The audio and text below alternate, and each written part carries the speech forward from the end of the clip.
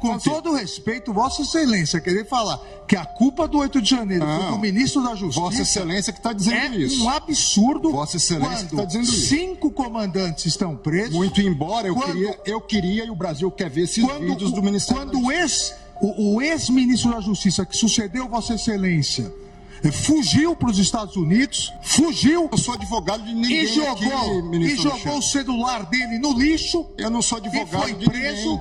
E agora Vossa Excelência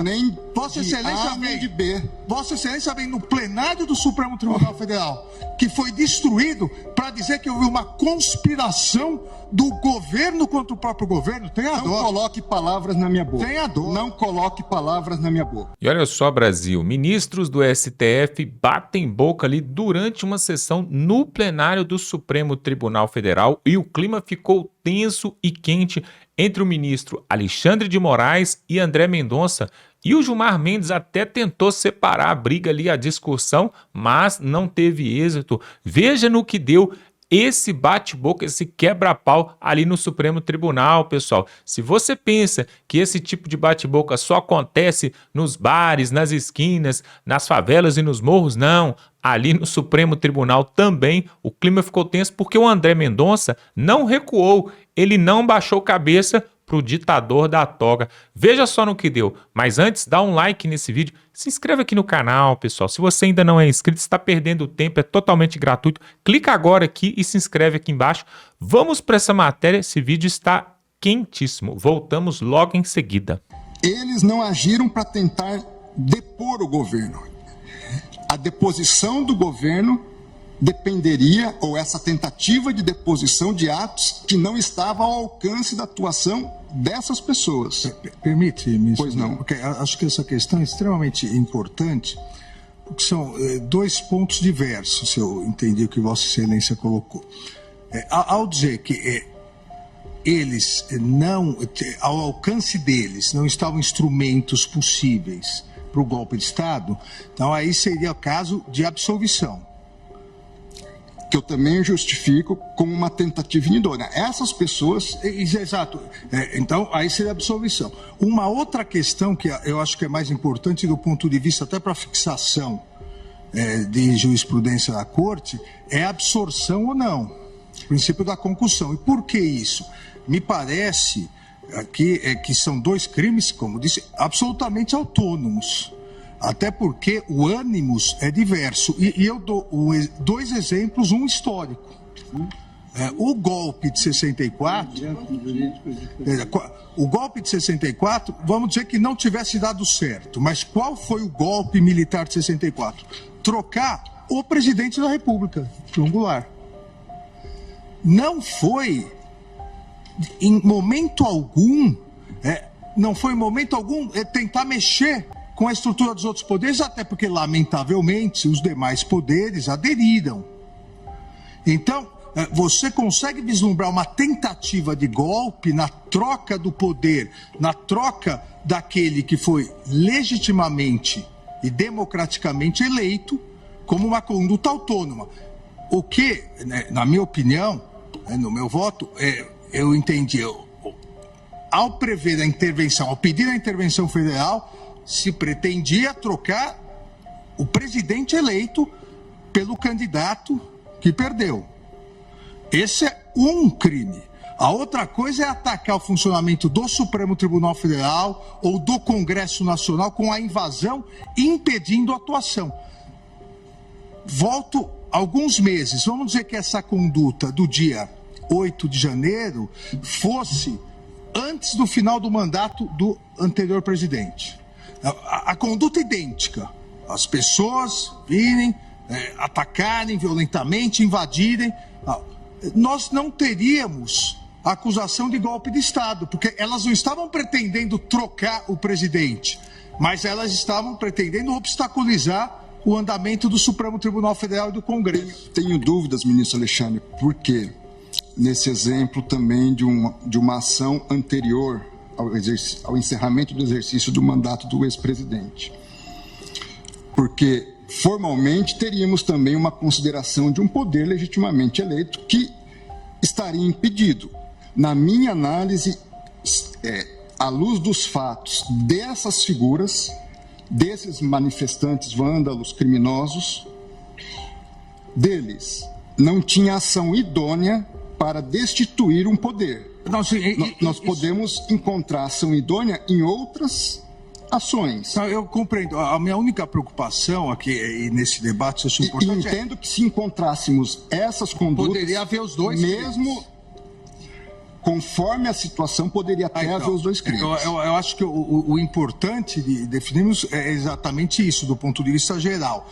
Os dois crimes podem coexistir em concurso material, dependendo da circunstância. Veja, nós estamos tratando pela primeira vez da aplicação de uma norma penal com conceitos bastante indeterminados. De uma lei extremamente nova. Então você pega o conceito. O que é Estado Democrático de Direito? É um conceito amplo, onde nós podemos, em alguma medida, encaixar várias questões. Foi a primeira vez que nós tivemos manifestações violentas em Brasília? Não. Nós já tivemos invasão do Congresso Nacional violenta. Nós já tivemos ministérios aqui postos com incêndio, fogo. Nós já tivemos outras manifestações violentas. É verdade que penso que foi a primeira vez no Supremo Tribunal Federal. Foi. Mas em outros contextos, não. Eu acho, desculpe-me, Zana, eu acho que a gente tem que fazer um pouco também de uma contextualização. Eu estou aqui há muitos anos e, de fato, assisti a várias invasões de ministérios, episódios isolados que nós tivemos a partir de movimentos sociais, protestos e coisas do tipo. Nós jamais tivemos um grupo acumulado na frente de quartéis pedindo intervenção federal. É preciso colocar isso nos seus devidos marcos e contextos. Isso está contextualizado. Entendo a ponderação de vocês. Este é um dado. Nós tivemos, e a gente viveu isso na pele, 7 de setembro, em que imaginávamos que aquilo poderia descambar para a arruaça que se transformou o 8 de janeiro. Nós sabemos disso, o ministro Fux viveu essa realidade, a ministra Rosa. Em suma, então são questões que precisam ser olhadas nessa perspectiva. Afora o incentivo que havia a partir do próprio chefe do Poder Executivo para esse tipo de prática, ou mesmo para a omissão. De modo que, ainda ontem vi essa consideração sobre o passeio no parque. Jamais houve passeio no parque. Não se tratava de passeio no parque, ministro Cássio, nem de um incidente. A cadeira que o senhor está sentado, depois, a cadeira que o senhor está sentado, estava lá na rua, no dia da invasão. Só para justificar, mas essa expressão não foi minha. Não fui eu que disse isso. Então, está longe de se tratar disso. É preciso que a gente contextualize isto e que havia... É importante essa contextualização, se me permite. E só para encerrar, desculpe-me mesmo, mas só para encerrar, na verdade, estava implícito em toda essa ação que, ao fim e ao cabo, diante da anomalia, da anarquia instaurada, nós teríamos uma GLO. E aí o ministro Alexandre coloca muito bem. Imagine que esses fatos tivessem ocorrido antes do dia 1º de janeiro, com o governo, então, anterior no poder. E nós tivemos situações desse tipo. É que os fatos vão se acumulando e nós perdemos o contexto. O 12 de dezembro, dia da diplomação do presidente da República. Atos, não só de vandalismo, de terrorismo. Ônibus incinerado. A Polícia Federal invadida. Carros pegando fogo embaixo de posto de gasolina. Há muitas perguntas sem resposta, ministro Gilmar. Não, digo, é só para colocar. Agora, eu estou tentando me deter no caso concreto. Não, sim. Porque, vamos lá, eu fui ministro da Justiça. E o senhor também trabalhou no Palácio do Planalto, na subchefia de assuntos jurídicos. Em todos esses movimentos de 7 de setembro, como ministro da Justiça, eu estava de plantão com uma equipe à disposição, seja no Ministério da Justiça, seja com policiais da Força Nacional que chegariam aqui em alguns minutos para impedir o que aconteceu. Eu não consigo entender, e também carece de resposta, como que o Palácio do Planalto foi invadido da forma como foi invadido. Vossa Excelência sabe o rigor de vigilância e cuidado que deve haver lá. O fato é o seguinte, eu não vou entrar nesse mérito hoje. Acho que não nos cabe, pelo menos da minha parte, não é intenção entrar nesse mérito hoje. A minha intenção é avaliar a conduta do senhor Aécio Lúcio Costa Pereira. Mas, André, se me permite, já que Vossa Excelência entrou, nesse caso, as investigações demonstram claramente o porquê houve essa facilidade. 5 coronéis comandantes da PM estão presos, exatamente porque desde o final das eleições se comunicavam por zap, dizendo exatamente que iriam preparar uma forma de, havendo manifestação, a Polícia Militar não reagir. Então, claramente, a Polícia Militar, eu também fui ministro da Justiça e sabemos nós dois, que o ministro da Justiça não pode utilizar a Força Nacional se não houver autorização do governo, do Distrito Federal, porque isso fere o princípio federativo. Não em relação aos prédios federais. Não em relação à Praça dos Três Poderes. Mas em relação às edificações federais, ele pode e deve com fazer. todo respeito, Vossa Excelência, querer falar que a culpa do 8 de janeiro foi do ministro da Justiça... Vossa Excelência que está dizendo isso. É um absurdo. Vossa Excelência que está dizendo isso. 5 comandantes estão presos. Muito embora eu queria e o Brasil quer ver esses vídeos do Ministério da Justiça. O ex-ministro da Justiça que sucedeu Vossa Excelência fugiu para os Estados Unidos, Eu sou advogado de ninguém e jogou o celular dele no lixo. Eu não sou advogado e foi de preso. ninguém. E agora Vossa Excelência, Vossa Excelência vem, Vossa Excelência vem no plenário do Supremo Tribunal Federal, que foi destruído, para dizer que houve uma conspiração do governo contra o próprio governo. Tenha dó. Não coloque palavras na minha boca. Tenha dó. Não coloque palavras na minha boca. Não coloque palavras na minha boca. Tenha dó, Vossa Excelência. Não, eu tenho a impressão só que a gente precisa... Posso terminar, meu... Não, pode terminar. É só para a gente ter esse leitmotiv, esse pano de fundo, para que possamos, de fato, entender. É claro, e Vossa Excelência tem razão, nós estamos julgando o Aécio, mas é preciso que a gente entenda esse contexto. Eu acompanhei, como Vossa Excelência, muitos desses episódios, acompanhei também o episódio do trancamento de rodovias, especialmente no meu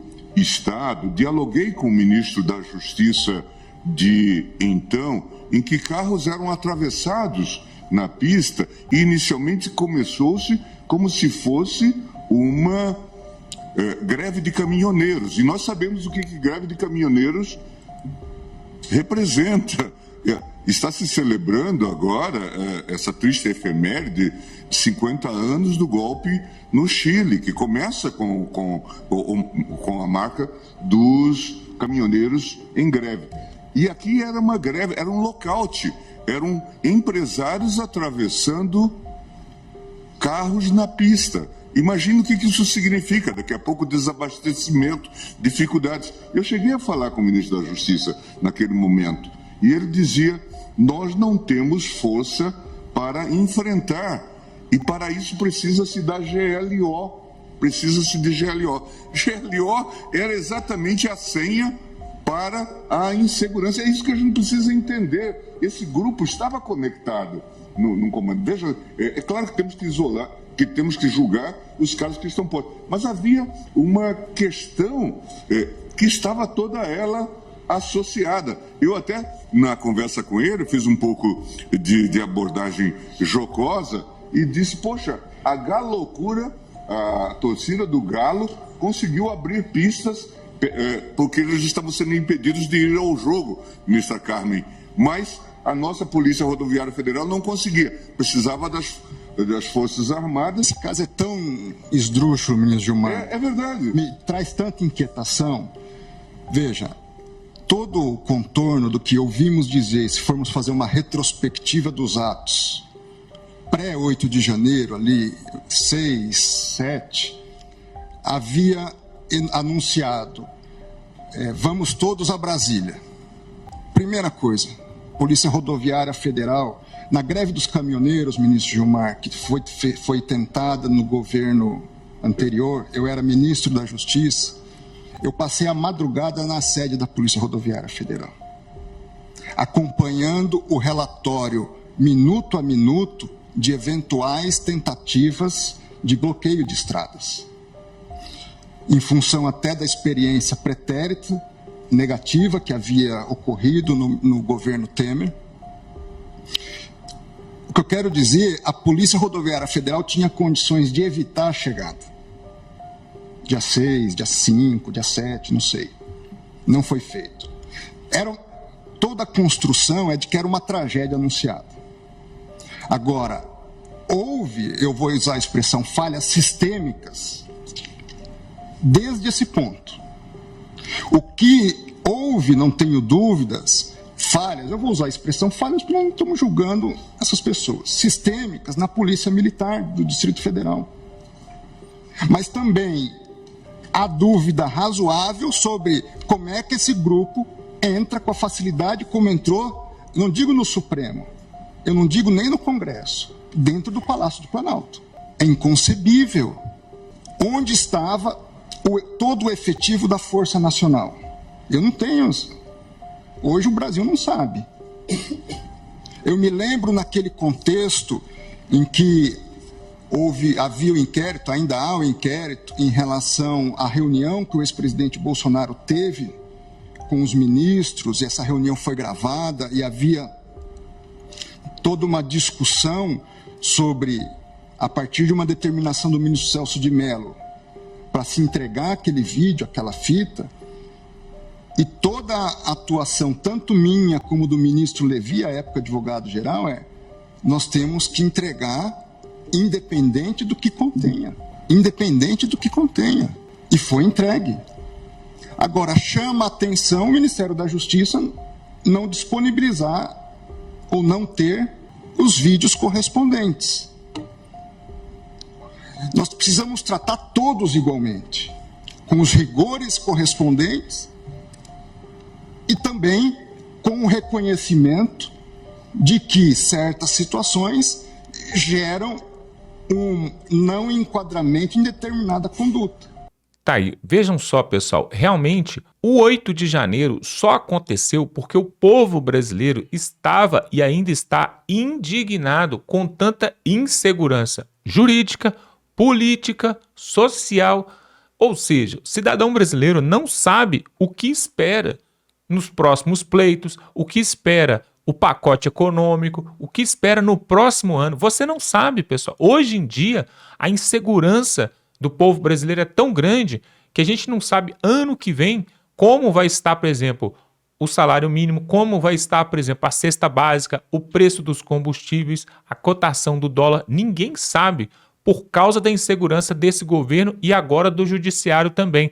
E muitos falam ali nos corredores de Brasília que o 8 de janeiro se deveu justamente a esta instabilidade e essa briga ali entre os três poderes, onde o executivo hoje está coliado com o judiciário e que também o Congresso Nacional, que é o legislativo, presta serviços para esses dois poderes. Eles não são harmônicos e independentes entre si, como diz a Constituição, como deve ser. Não, eles trabalham um em favor do outro para manter no poder quem eles querem. E isso nós já temos visto, pessoal. Então, essa discussão ali no STF se deveu justamente porque o André Mendonça é uma pessoa de caráter, uma pessoa que não deve favores, não tem rabo preso com ninguém, diferente de alguns que estão ali nos poderes, nos altos escalões ali em Brasília, que tomam decisões com base em quem eles querem agradar. Por exemplo, o que acontece ali no Senado Federal com o Rodrigo Pacheco, que já era para ter colocado para votar ali várias medidas e vários pacotes e várias PECs que vão desagradar aos seus senhores, e por isso que ele não coloca. Assim também o Arthur Lira, mesma coisa, não coloca para votar, por exemplo, a PEC da anistia.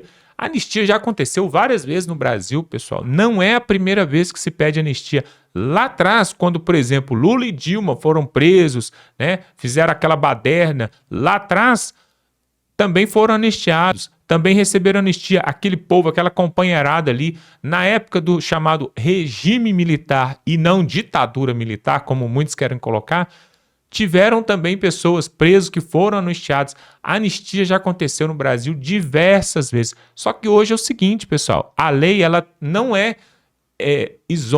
não tem isonomia. A lei ela não tem isonomia. A lei depende para quem ela está sendo aplicada. Quando é para o lado da esquerda, aí sim vamos aplicar, vamos usar a lei, vamos soltar presos, né? Vamos perdoar dívida da JBS, né? Dos irmãos ali, Joesley Batista, da Odebrecht, vamos perdoar os crimes ali de vários políticos. Tem um condenado aí, pessoal, que estava com 400 anos de prisão ali, foi tudo perdoado.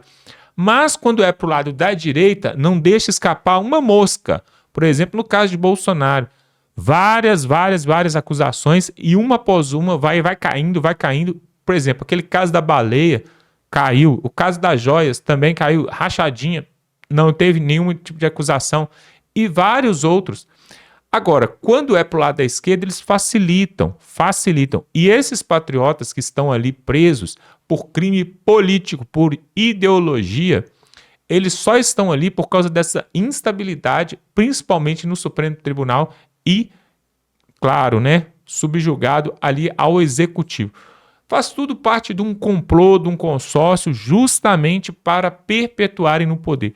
E o Jair Bolsonaro já entendeu isso, e inclusive, pessoal, nós já falamos aqui, o Jair Bolsonaro deu uma entrevista nessa última semana, onde ele falou que possivelmente, uma vez que o seu passaporte está retido, uma vez que ele não pode nem ir na posse do Donald Trump no dia 20 de janeiro, porque o seu passaporte está retido, pode ser que esse caso aí tenha uma menção aí da Polícia Federal aí de prisão de Bolsonaro, que ele vá se refugiar em uma embaixada, talvez de Israel, dos Estados Unidos, ou talvez da Argentina, aqui no Brasil. Ele já fala sobre isso. Olha só que ponto chegamos. O ex-presidente do Brasil ter que se refugiar numa embaixada de outro país aqui dentro, porque seu passaporte está retido, está sendo perseguido pelo judiciário e já deixaram inelegível, agora querem prendê-lo. Da mesma forma que aconteceu lá na Nicarágua, onde 7 pessoas foram presas e também deixados inelegíveis, os concorrentes, né, os opositores do atual ditador ali da Nicarágua. Assim também aconteceu na Bolívia, do mesmo jeito. Teve ali a Janine Áñez, né, que também foi presa e foi condenada ali a 15 anos de inegibilidade. Também na Venezuela, o Maduro fez a mesma coisa com o Edmundo Gonzalez e com a Marina Corina, deixou inelegível por mais de 10 anos e agora já quer prender eles. Esse é um sistema, pessoal, que eles agem sempre da mesma forma e vão querer fazer a mesma coisa aqui no Brasil. Agora, a pergunta que fica é o seguinte: será que, coloque aqui nos comentários o que você acha, será que se hoje, na altura do campeonato, se Bolsonaro fosse preso, a PF fosse até ali, pegasse ele, levasse, conduzisse ele, igual aconteceu com o Lula, vamos dar um exemplo, igual aconteceu com o Lula, fosse conduzido e tal à delegacia e fosse ficar preso ali, teria uma comoção nacional tão grande ou maior do que teve na época do Lula, ao ponto de parar o Brasil? O que você acha disso, pessoal? Coloque aqui nos comentários, ou não, ou o povo brasileiro já está acomodado, já está pacificado e já aceitou que temos mesmo um governo comunista e que daqui para frente só vai para trás, como diz no ditado, né? Daqui para frente só vai para trás. Coloque aqui nos comentários, se caso Alexandre de Moraes e companhia conseguirem o seu objetivo maior, que é prender Bolsonaro, o Brasil vai ter uma greve geral, manifestações, pessoal nas ruas, ou não? Você acha que o povo, por causa desse 8 de janeiro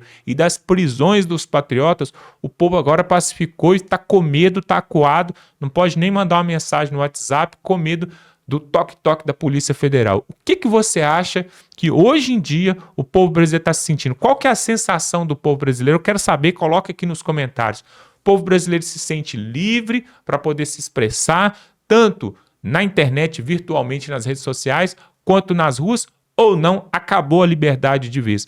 Porque nós tivemos na semana passada, começou uma votação ali que talvez, não sei quando que vai acabar, sobre a regulamentação das redes sociais.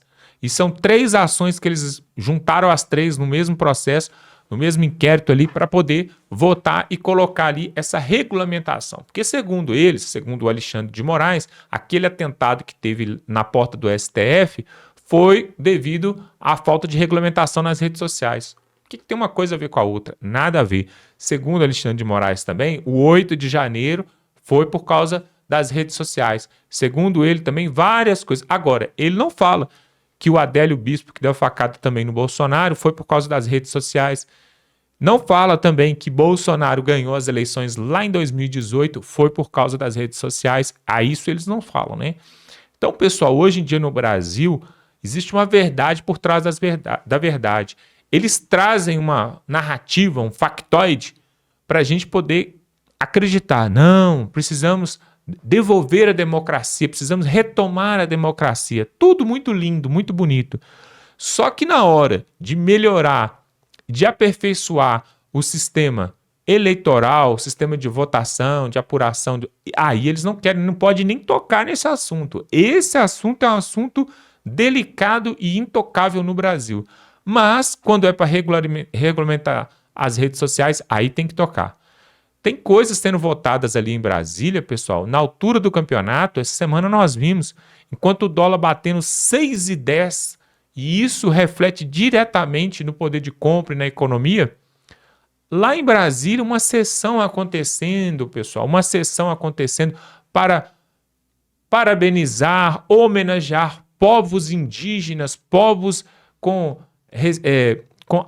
ancestrais africanos, e vamos festejar, e vamos parabenizar, e o dólar batendo quase 6,10. Você sabia, pessoal, que cada vez que o PIB de uma nação como o Brasil cai 1%, isso reflete de tal forma na população e no país que 30 mil pessoas perdem a vida. Como assim? Acontecem 30 mil mortes imediatamente? Não. O que acontece é que o poder de compra do povo cai. A economia fica prejudicada, diminui os empregos, diminui a arrecadação, diminui a circulação do dinheiro e aumenta a criminalidade. Aumentando a criminalidade, cerca de 30 mil mortes acontecem logo em seguida no próximo 1 ano, 2 anos. Tudo isso por causa do PIB que cai 1%. Você não sabia dessa informação? Então, quer dizer, a economia está diretamente ligada, a qualidade de vida, a segurança, a saúde está diretamente ligada. E aí, na semana passada, nós tivemos o Lula fazendo aquela audiência ali, né? Aquela coletiva de imprensa ali para poder fazer ali os cortes dos gastos, né? Apresentar o corte dos gastos, achando que ia fazer bonito para o Brasil e para o mundo. O tiro saiu pela culatra, o dólar disparou, a Bolsa de Valores caiu. Muitos empresários já falam em fechar os seus negócios para o próximo ano. Muitos empresários, fiquem de olho. E aí, pessoal, o que acontece? Tudo aquele circo ali, onde ele fez uma propaganda ali, o Haddad, pessoal, ele teve 7 minutos em horário nobre no canal, né, do governo ali, que foi divulgado ali em horário nobre. 7 minutos, parece que passou até na Voz do Brasil também, em horário nobre, rádio e televisão. 7 minutos para o Fernando Haddad para falar sobre a economia. E aí, na verdade, era para apresentar um soco na cara do povo brasileiro, um tapa na cara do trabalhador, que é justamente esse corte de gás. Até algumas pessoas, né, fizeram até um meme aí, que aquela escala 6x1 lá atrás que eles estavam querendo aprovar, ainda querem aprovar. 6x1 é o dólar em relação ao real. 6x1. Então, pessoal, realmente fica difícil. Não sei aonde que esse buraco vai acabar, pessoal. O Ciro Gomes deu uma entrevista há pouco tempo atrás falando que a previsão do déficit, né, do prejuízo brasileiro era de 28 bilhões. Mas segundo ele, que o Ciro Gomes é economista, formado em Harvard, já foi ministro da Fazenda lá do governo Itamar Franco. Ele falou que esse déficit é muito maior, pode chegar a 100 bilhões. Então, quer dizer, o buraco é bem mais embaixo, pessoal. Olha só, se você gosta desse tipo de conteúdo, eu quero te fazer um convite agora, se inscreva aqui no canal. Tem um botão aqui embaixo, um botãozinho escrito inscreva-se. Você clica nele, totalmente gratuito, você não paga nada, mas vai ganhar muito. O que você vai ganhar? Ficar bem informado. E amanhã nós temos um vídeo bomba para trazer aqui e eu quero que você veja. Então se inscreva aqui no canal para ficar ligado nas nossas matérias aqui dos nossos vídeos e também dá um like nesse vídeo para que esse vídeo possa chegar a mais pessoas e você possa contribuir com o seu país. Nós vamos ficando por aqui. Realmente, pessoal, a situação no judiciário está crítica, viu? Nós, infelizmente, antigamente nós tínhamos mesmo orgulho e respeitávamos muito a Suprema Corte, né? Hoje em dia acontece esse tipo de coisa aí que nós vimos nesse vídeo, tá bom? Vamos ficando por aqui e até a próxima.